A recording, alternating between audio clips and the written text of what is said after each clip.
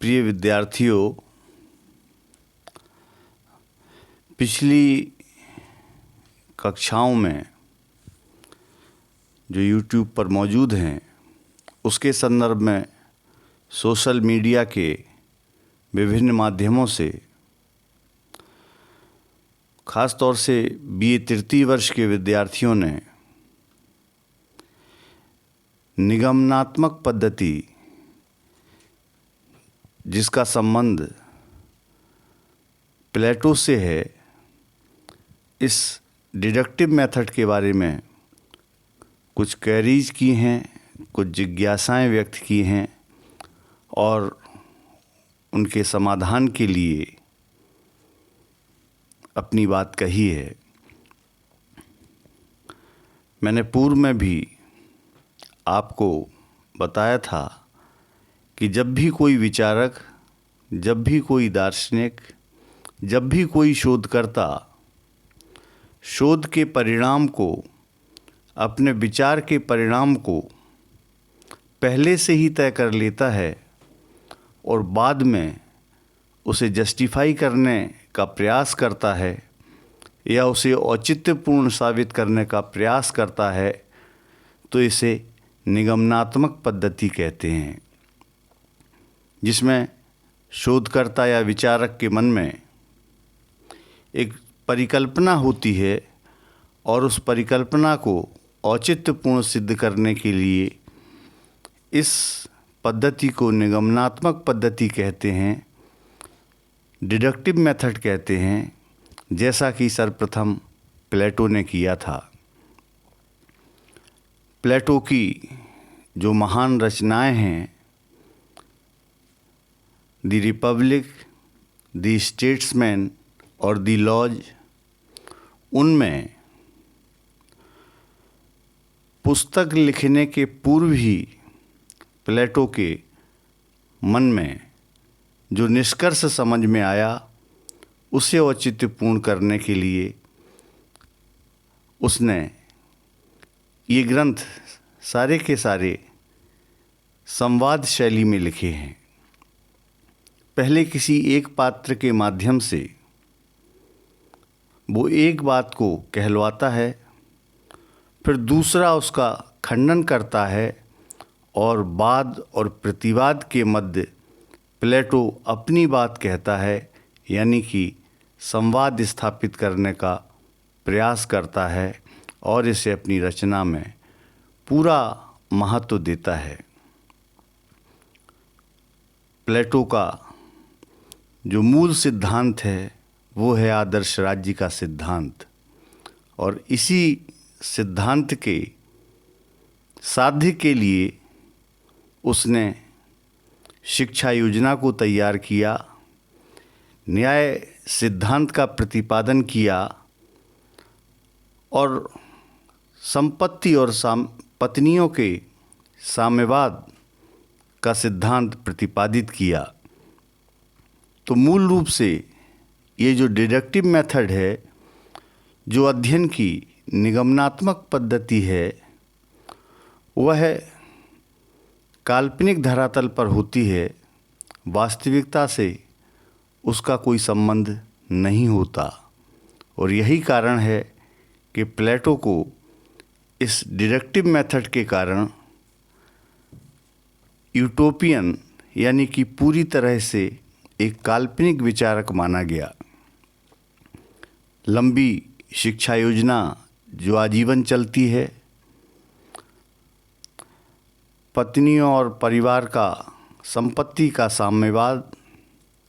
न्याय का सिद्धांत, निश्चित तौर पर उसके मन के जो विचार थे, उसकी जो मूल भावना थी एथेंस की, जहाँ का, जिस नगर राज्य का प्लेटो निवासी था और एक आदर्श राज्य की स्थापना करना चाहता था, उस स्थापना के प्रयास के मकसद से उसने अपने इन सारे सिद्धांतों को एक साधन के रूप में प्रस्तुत किया और मूल साध्य था आदर्श राज्य की स्थापना। इसीलिए प्लेटो को यूटोपियन थिंकर कहा गया, जबकि दूसरी तरफ प्लेटो के ही शिष्य अरस्तु, जिनको अरिस्टोटल भी कहते हैं, उन्होंने इंडक्टिव मेथड का अपने अध्ययन में प्रयोग किया। इंडक्टिव अर्थात आगमनात्मक पद्धति। पहले जनता से, प्रमुख व्यक्तियों से फीडबैक लिया, उनके विचार सुने और उसके बाद किसी निष्कर्ष पर अरस्तु पहुंचा। इसलिए प्लेटो की पद्धति को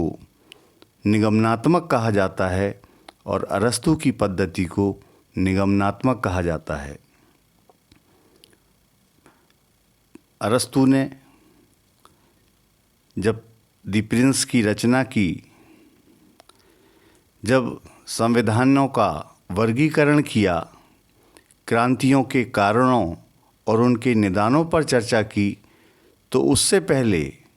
कोई राष्ट्रीय राज्य की परिकल्पना नहीं थी। लेकिन इसके बावजूद तत्कालीन समय में अरस्तु ने दुनिया के 158 राज्यों के संविधान का अध्ययन किया था, तब वह एक समुचित निष्कर्ष पर पहुंच पाया था। और इसी निष्कर्ष के कारण प्लेटो महान विचारक होते हुए भी राजनीति विज्ञान का जनक नहीं कहा जाता। अरस्तु को आगमनात्मक पद्धति के कारण जनता से, प्रमुख व्यक्तियों से, प्रमुख संस्थाओं से फीडबैक लेकर के, उनके बीच रह कर के, ऑब्जर्वेशन करके, चाहे वो पार्टिसिपेंट ऑब्जर्वेशन हो यानी कि सहभागी अवलोकन हो, या क्वासी पार्टिसिपेंट ऑब्जर्वेशन हो, या नॉन पार्टिसिपेंट ऑब्जर्वेशन हो, सहभागी अवलोकन, अर्ध सहभागी अवलोकन और असहभागी अवलोकन, इन पद्धतियों का सहारा लेकर अरस्तु ने अपने ग्रंथों